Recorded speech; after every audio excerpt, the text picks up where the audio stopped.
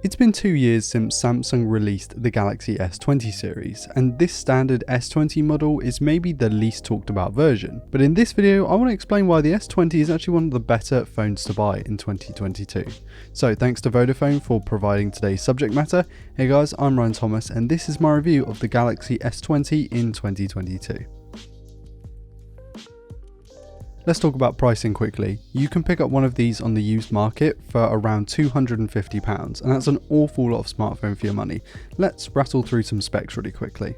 You're getting a 6.2-inch Quad HD or 120Hz screen, more on that later. 8GB of RAM, 128GB of storage, the Exynos 990, a 4000 mAh battery, and 4 cameras including a 64 megapixel sensor. That is a lot of smartphone for £250. To be fair, the Galaxy S20 isn't the most flashy or exciting looking device, especially in this grey colour. It looks pretty dull, pretty boring, and from the back you could have easily mistaken it for a cheaper mid-range or entry-level device. The front looks a little more premium with the slightly curved edges and thin bezel surrounding a really nice screen. I never felt like I was using a super high-end phone in my experience, but the use of good materials and the solid build quality that we come to expect from Samsung means that you don't feel like you're using a cheap phone either. It feels great in the hand with nice buttons, and it's a decent size as well. It's not huge but also not mega compact like the mini series of iPhones. It's a nice medium that I think will fit many people's hands. The haptics are alright, they're decent, but they're not as good as what you might find in, say, a Pixel 4 or a modern iPhone, and the fingerprint scanner is okay as well. It was pretty quick at registering my finger, and I found it to be one of the better in-display fingerprint scanners, as I say a lot in Samsung reviews, because Samsung's ultrasonic scanners seem to work really well for my thumbs, whereas the optical in-display scanners on some other smartphones just don't work nearly as well, and of course neither are as good as a proper capacitive scanner. And whilst we're on the topic of hardware, the hybrid stereo speakers were also pretty good. I found they got quite clear and the sort of audio is quite crisp, especially with speech and stuff like that. If I had to give one criticism, it would be that the bass is pretty lacking. Let's talk about the display, because for watching content, this thing's a bit of a beast. The S20's 6.2-inch screen is a small to mid-size, so isn't built for movie marathons, yet does deliver a good video consumption experience. Gets really bright in Samsung fashion and displays colours beautifully. Despite it being 120Hz, as many of you might know already, you have to switch from Quad HD to 1080p if you want 120Hz. If you're happy with the 60Hz panel, then you can actually just stick it in Quad HD and it'll run all day long. It's sort of which one you prefer. I'm kind of more driven towards the 120Hz mode versus the Quad HD mode. However, at the same time, if I really wanted to extend the battery life, I'd just stick it in 1080p 60Hz mode, because a high refresh rate screen on a mobile device like this isn't really worth it in my opinion. However, one thing you don't get to pick from, unfortunately, is the use of the chipset. So in a lot of markets, especially in Europe, you get an Exynos, that's Samsung's in-house CPU, and in North America and some other territories, you get the Qualcomm Snapdragon chip inside. Now, the Qualcomm Snapdragon chip is actually significantly quicker, both in multi-core performance but also in graphics performance. So if you're a gamer and you want particularly one of these, the S20, then you really do need the Snapdragon version if you want to play games at decent frame rates. Now, I did play Genshin Impact and a couple of other games with this chip, and I have the Exynos model in my review unit. It ran okay, but there were just lots of stutters and lots of frame drops, and it didn't make you feel very immersed in the game. So whilst it is possible to game with the Exynos chipset, and you might do pretty well in sort of lower end 3D titles and 2D titles, if you're looking to play Genshin for extended periods of time, pick something with either the Qualcomm chipset if you can, or just pick something completely different, because the Exynos S20 isn't all that good.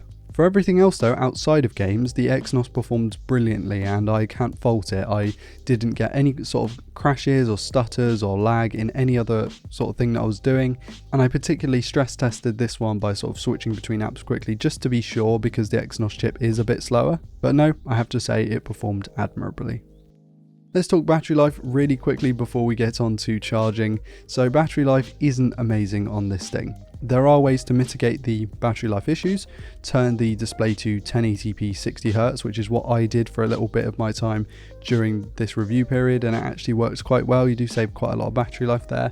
However, the battery's just not big enough to compensate for everything else going on the phone, and there are reports that actually the Snapdragon does better battery life than the Exynos. I have the Exynos, of course. It would get me through a full day, and I would end the day with about 20%-ish battery, which isn't great given I'm not a heavy user. I'm a pretty light user of my smartphone anyway. But the standby time is something I wanted to point out. It's just not very good at all. I mean, you leave it on 20% and in the morning it might even be dead depending on how many notifications you get. It just wasn't very good on standby for some reason. I'm not sure if that's an issue with my review model or something, but it just didn't seem very good. Thankfully, you do get 25 watt charging and 15 watt wireless charging. That's not quite Realme or Xiaomi levels, but it's decent. It gives you a bit of versatility, and it means that if you're in a pinch and you've got the right charger, you can top up a little quicker to get you through the day. Let's talk about software quickly. This is one of the best parts of a Samsung smartphone in my opinion. One UI is really clean. It's a great bit of software. It looks fantastic. It feels really hyper premium, and of course it gets updated really quickly as well. This is One UI 4.1 atop Android 12. It runs amazingly. It's very smooth, very clean, and with Android 13 expected to release fairly soon in the future, you can expect a bit more longevity out of this thing. In fact, I would say expect another 2 years of software updates, one of those years being for platform upgrades. Good job Samsung, keep up the good work. Okay, it's camera time ladies and gents, and this is an area in which Samsung typically strives, and whilst this isn't the Ultra, you're not enjoying a super long range lens here, it's still a pretty good setup. We have a 12 megapixel sensor, 64 megapixel 3x hybrid zoom, which primarily uses digital zoom, a 12 megapixel ultra wide lens, and a 10 megapixel selfie camera. You can expect all of the goodies like 8K 24p video, Ultra HD 60p video, 960 FPS slow-mo, the lot, all in an easy to use camera app. Nice. Shots from the S20 are reliable, not quite pixel level reliable, but you can almost guarantee that every shot taken will come out nice with minimal noise, lots of colour, plenty of sharpness despite the almost diminutive 12 megapixel sensor. You gotta remember guys, 12 megapixels is not a small resolution in the grand scheme of things. I tend to take most of my photos outside where the S20 really shines, but even indoors and in low light scenarios, the S20 doesn't do that bad a job, and it tends to expose pretty much bang on every single time. Portrait mode isn't amazing, looks a little bit green screeny, and it doesn't have that nice roll off on focus. It looks more like a cutout. Selfies look alright, but you need to turn off that skin smoothing because it is on by default and it's very noticeable. Video isn't bad either. It definitely looks like smartphone video. Let's go with that. But these days, smartphone video is pretty alright. Stabilization is limited to certain resolutions and frame rates, so have a little play around before you get really stuck in. And I would avoid using the 8K mode personally. There's just no need. It takes up too much space and it looks a little jittery.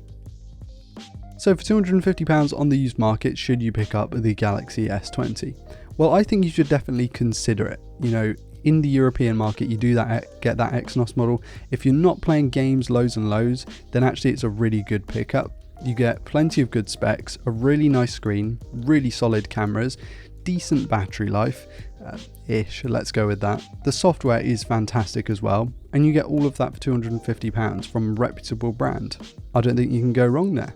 And with that, I want to end today's video guys, so I want to thank Vodafone for sending out this review unit. If you could check out the links in the video description, that would be great to their 5G plans and where you can buy the smartphone. I want to thank you all so much for watching, and my patrons for being continually supportive. So if you could all like, comment and subscribe, that would be great, it really helps out the channel. Check out all my social media in the links in the video description. I've been Ryan Thomas, and I'll catch you later. Peace.